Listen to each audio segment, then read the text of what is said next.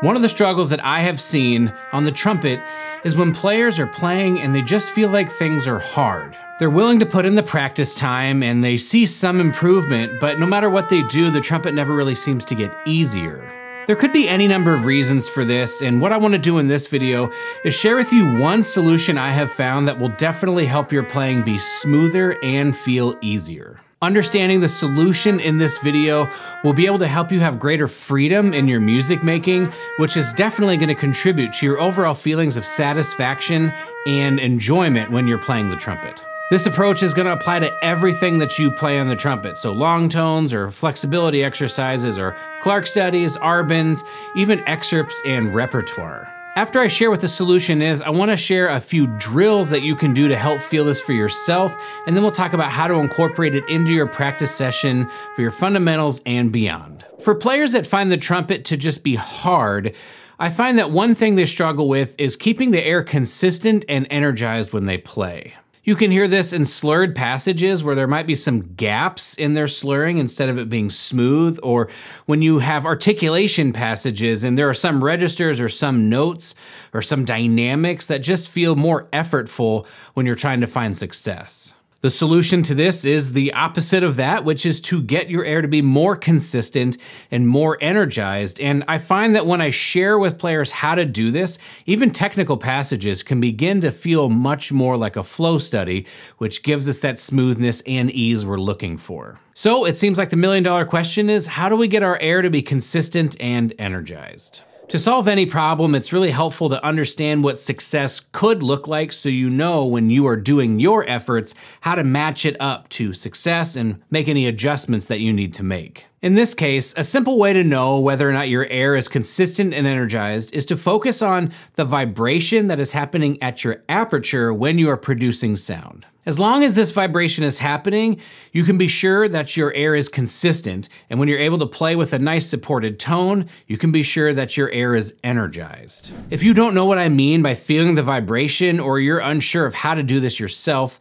I'm going to give a few easy exercises that you can perform that will help you become aware of the vibration and how to focus on it. The first exercise is simply going to be doing a breath attack, just moving some air through the instrument, and then you'll slowly give more and more and more intensity to your air until the sound starts. When you're doing this, I want you to pay attention to the differences between when you're just moving air and when the sound is happening. You should notice that there is a vibration that happens when you start the sound that is not present when you're just moving air.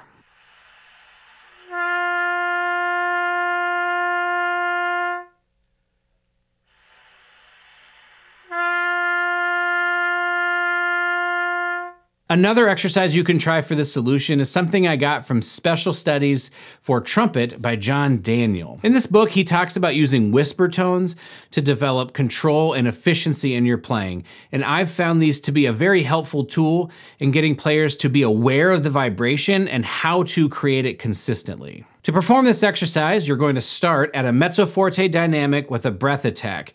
Play the note, let it sing out for a little bit, and then you're going to gradually reduce the dynamic softer and softer and softer. While you're keeping the pitch consistent, don't let the pitch change while you get softer. You want to get so soft that you're barely able to keep the note there.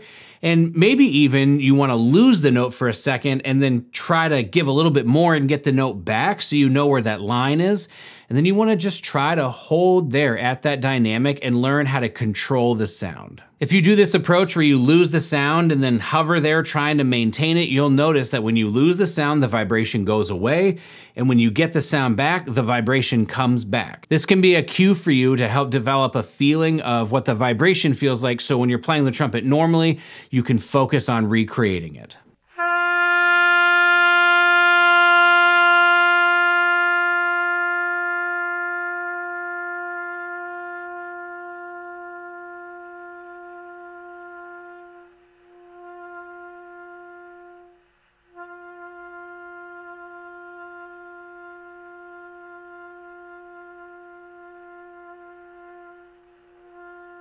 The first step in mastering this skill is to understand what the vibration feels like and to use those exercises I just shared to begin to know for yourself, what does this feel like and can I produce it consistently? When you understand this particular skill, how to produce that, and you can reliably focus on the vibration happening at your lips, then you want to go into your fundamentals routine and begin applying that knowledge to your long tones, your flexibility exercises, your Clarks, your Arbans, and things like that.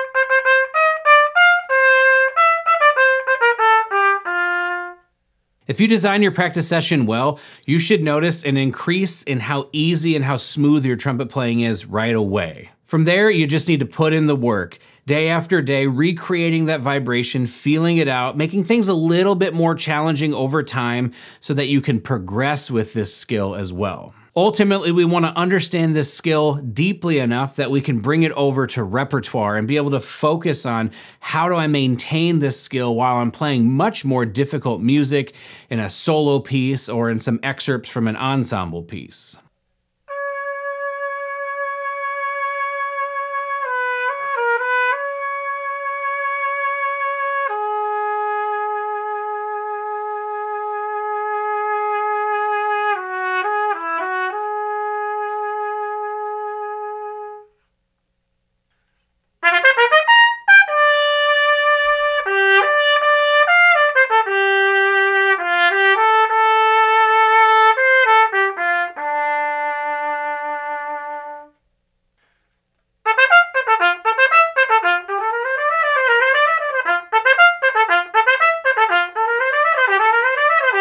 Staying consistent with this work over time is going to make it second nature for you, and you're not going to have to think about it quite as much, and it will lead to your playing being easier, more free, more enjoyable, and you should be able to get much more satisfaction because things are easier and that feels good. Earlier I mentioned that you will be able to find success in your practice sessions if you're able to design your practice sessions well. If you don't know what I mean by this, go ahead and click the video on the screen and get more information about how to design your practice sessions for success. We'll see you in the next video.